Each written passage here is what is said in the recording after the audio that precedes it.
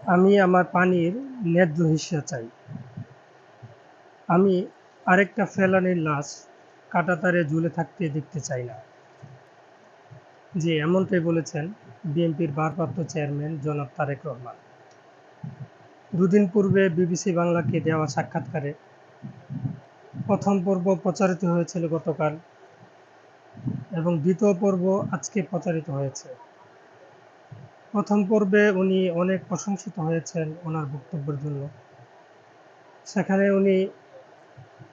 ওনাকে জিজ্ঞেস করা হয়েছিল যে জুলাই আন্দোলনের মাস্টার মাইন্ড কি আপনি? উত্তরে উনি বলেছিলেন যে এই জুলাই আন্দোলনের মাস্টার মাইন্ড আমি না, এবং কি কোনো দল বা কোনো ব্যক্তিও না। প্রকৃত মাস্টার মাইন্ড হলো এদেশের সাধারণ জনগণ। তিনি সেখানে আওয়ামী লীগের বিচারের কথা বলেছেন যে অন্যায়ের বিচার করা এটা প্রতিশোধ না, অন্যায়ের বিচার হতে হবে। আজকে উনি ভারতের বিষয়ে স্পষ্ট করে বলেছেন যে শুধু ভারত না, যে কোনো দেশের ক্ষেত্রে আমার নীতি হলো সবার আগে বাংলাদেশ।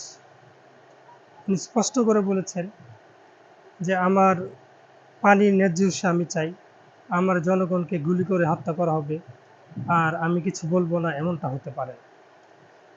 উনি সর্বমহলে প্রশংসিত হচ্ছেন ওনার বক্তব্যের কারণে। অনেকগুলো বিষয় উঠে এসেছে, তার মধ্যে কিছু কিছু বিষয় আমার কাছে ভালো লেগেছে।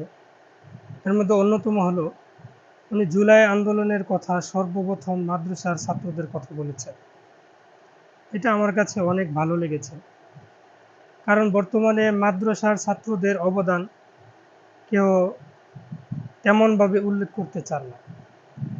একটা কথা স্পষ্ট করে জেনে রাখা দরকার, এদেশের ইসলামপন্থীদেরকে অথবা ইসলামপন্থী যারা ইসলামকে যারা ধারণ করে লালন করে ওনাদেরকে বাদ দিয়ে কেউ ক্ষমতায় আসতে পারবে না ইনশাআল্লাহ।